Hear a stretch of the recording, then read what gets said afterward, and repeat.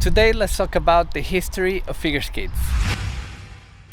We're now headed to our head coach's house, who is a former Olympic pair skater and who has a giant skates collection, historic skates collection in her home.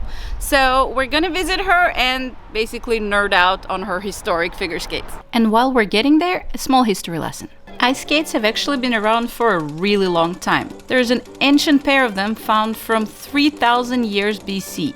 They looked really different back then. They were made from leg bones of large animals or from wood with a holes drilled in them and had like a leather attachment to actually attach them to the shoes. Back then people also used them more in the way we use skis nowadays rather than skates. Basically they would use wooden sticks to push themselves with while skating. The skates that look more like what we're used to seeing these days showed up around 17th century when ice skating stopped being more about transportation and became more about fun and entertainment. Historians believe that around that time the British started using the blades of their skates to make tracings on the ice and basically create drawing. Thus, figure skating has appeared. See the color? Not as nice. Looks like a rental skate. Rental skates are not this color anymore, Carla. They're black now. I know, that's true. Since this pair came from an antique store, nobody really knows for certain at this point what exactly they are, where they came from, but they look very much like the ones Dutch have used in 14th century to basically get around the lakes. It was around that time that Dutch have invented the wooden platform skates with iron runners on the bottom. Where'd you even get those from? Looks like an antique store. Damn. I know I have another pair, but they strapped on their shoes. Also, this thing goes around the foot. Yeah, see, a strap must be broken and they probably did it that way to sell it. The shape and size of ice skates morphed drastically over time based on the reasons people wore them. Once ice skates developed to their current form, figure skating boots were traditionally made by hand from many layers of leather. Their design, though, has changed significantly over the course of the 20th century. If you look at some old photographs of skaters from like 20s and 30s, you see them wearing very thin boots that reach very high, like up to mid-calf. Modern skates are way bulkier and way shorter. Carla's collection started this pair from the 60s. Say that would be 60s. The early 60s? Early 60s. Early 60s. These are so These tiny. ones don't have any heel at all, look. No, They're maybe, completely yeah, flat. look at nothing. It's like a piece of Wow, leather and look and at a the blade. blade from It's like a here. slipper. Right? And they don't really, like the toe pick is really... You see like, the blade is like double barely- blade. Very generic. According to the current research, an American, Jackson Haynes, is credited for basically making figure skating what it is today, and he has developed a skating blade in 1865 that looks more like the blades we use these days. With that new blade, he was able to accomplish new skating moves like jumps and spins, and this is how skating went from just skating around to basically what we see today, the Olympics. This would probably be later 60s. The tapered, like when we'd spend the time polishing these things. Look at the difference in the hooks, how high up this is on the ankle. And you can see where we break them in. What goes with that box? Early 60s, Late 60s. late 60s, and 70s. You can see how heel is getting higher with each generation. Look, it's like high heel, super low heel, And no heel at all.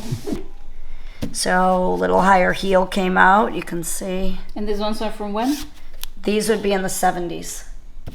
Still high, only 4 Yeah. hooks. There'd be layers of enamel that when we competed, you would polish here, you'd put new laces in, you'd polish the tongue, and then you'd put your heel and sole enamel around. And that's what kept the moisture Okay. out. The tongue would have been a sponge tongue, no padding inside. Look But how these thin were they are. these were the Super Terries, so they actually had like the heel hugger. So that was like the first the time cool kids, they the cool were. kid skates. Yeah, these were like, you know, moving up, moving on up. Look how soft they are. And people these days complain that when their skates don't hold much, that idea don't hold the ankle. Look at this. Can you imagine doing the figures? Look, on there's these like- ones? And you know what? I did double jumps in those skates. Wow. You did axles, you did doubles. As you see, they're still very tall and thin. From there, the boots kept getting lower and the heel on them kept getting higher. I know what I have for you. Yeah, this one's What are these? cling vial. but you can see the whole coating came off. This is what's underneath your skate. That's the beige coating. Oh. That's like the raw leather. Oh, nice. See the difference? It should look like the other boot. As figure skaters started to need to jump higher, spin faster, and push harder, the figure skates started to get shorter, stiffer, and more padded.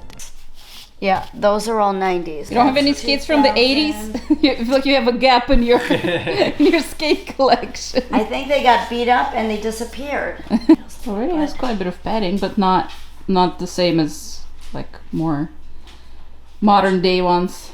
Biomechanics experts estimate that when figure skaters land the jumps, they hit the ice with a force of 5 to 8 times their body weight.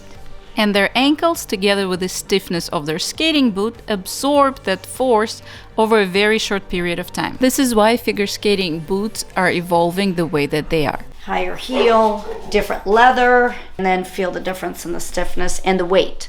Yeah, that's so that is the lamb's wool tongue. Yeah, you want the tongue because you want to be able to bend. It's not natural, but it's just a different, like that's lamb's wool. That's like the regular sponge. Not leathers. Like padding. This is a rubber. One had a sponge. That's more the sponge. This one. Yeah, there you go.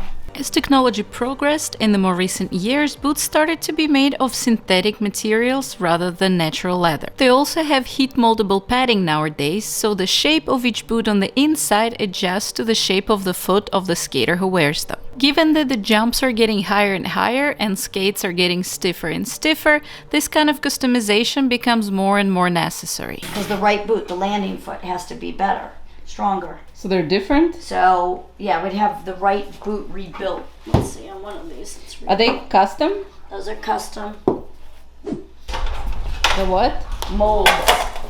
So when they make a last of your skate, see? And they do a mold of your foot.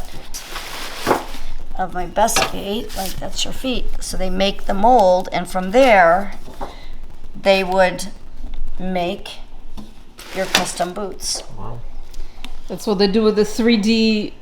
So 3D different technology, today, like how yeah. this is how Don Klingbeil and his dad, this is how they made their skates. That's the Klingbeil boot, and you can't get them anymore. They would have your name on the bottom. Oh, like on the bottom of the skate? Like the Toy Story? Toy Story toys? Yeah, your name would be in the skate. People who figure skate seriously don't actually just go to a store and buy figure skates, they have to go to a skate fitting to get customized skates. If you're curious about how that works, we actually have a video about what happens at a skate fitting, so make sure to check it out. We're gonna link it down in the description. Which were the ones that you skated at Olympics with? Because I had white skates when I was in Olympics, and I went beige when I went pro.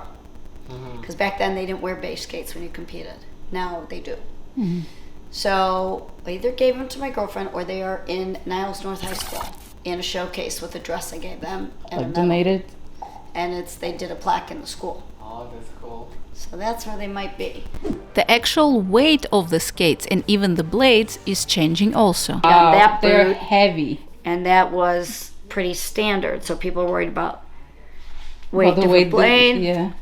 You pick that boot up compared to, well, that's probably not it. Ice Fly, difference in the heels, difference. Oh, yeah. That would be a size 5, Yeah, which should and be a this lot one's smaller. lighter Yes, than the a lot lighter 7, than this one. and it's not, That's for sure. you know. Yeah. And they're even lighter. This one than is more this. like heavy duty. Right? You know what I'm saying? How did you jump in that? You got to be strong. Yeah, exactly. Yeah. The dog is strong. He agrees. What sets figure skates apart from all the other types of ice skates is the big jagged teeth that we have on the front of our blades. Those are called toe picks. Toe picks are primarily used for jumping and different types of footwork. Those have been changing quite a bit over the time also, and the designs are becoming quite elaborate. Sometimes they even include additional picks on the sides of the blade, often referred to as K-pick.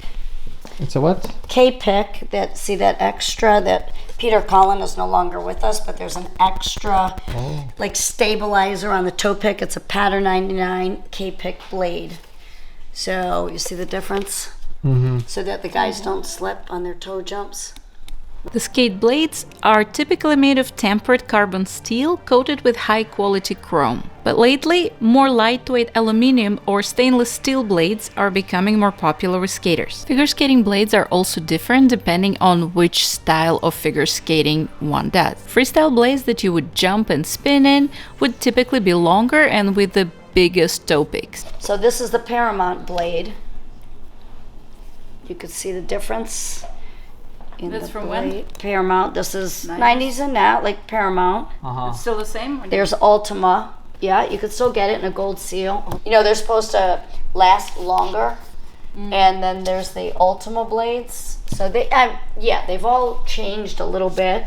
You can see the difference in. I was gonna say, we The had Ultima picks. blades. They didn't look like this at all. Okay, so there you go. Blades for ice dancers and synchronized skaters would typically be shorter and their toe picks would be noticeably smaller. The blades for figures, which is a discipline that's been dropped completely from figure skating a while ago, would be missing the bottom tooth of their toe pick entirely. It's a figure blade.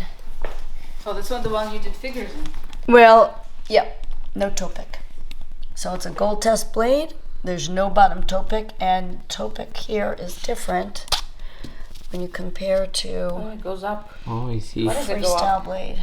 From a figure blade, we'd skate an hour in figures, and then we would go change our skates. You'd have 5 minutes to change your skates, get on. So you had to always have several pairs of skates. Oh, we carry 2 pairs of skates Pairs, always. always. Back when you had to do figures and freestyle. Really? Yeah, 2 pairs of skates. So people complain about buying 1 pair of skates. We had to buy 2 pairs of skates. But you're going to see that the bigger pick, pattern 99 will usually have a bigger pick. Oh, that's a really There's a big rock. You have Gold Seal has a solid plate. Okay, it's the only blade that has a solid plate. Well, actually that Oh. one does. But the rest of them have the hole in the bottom. Fun fact, figure skating was actually the first winter sport to get introduced to the Olympics. In 1908, it got added to Summer Olympics. This would have been 2000. Okay, so That would be newer. Here's Rydell. Oh, I see there the little. Here's a Jackson. This would be newer. This would be 90s. No, 2000. Okay, so Riveted more. The riveted. I That have a plastic. sole already. Yeah, so changing to a plastic sole. Feel that now compared to what I know. And Those the boots are- padding. and the it's padding. Insane how much more padding. padding in the back, padding inside Yeah, this is already modern. with the dog. Modern day. Modern day. This is what everybody skates on now. Yeah, Gold Seal or pattern 99. I have a pattern 99 somewhere. You can see there's a lot of progress has been made in the figure skates industry.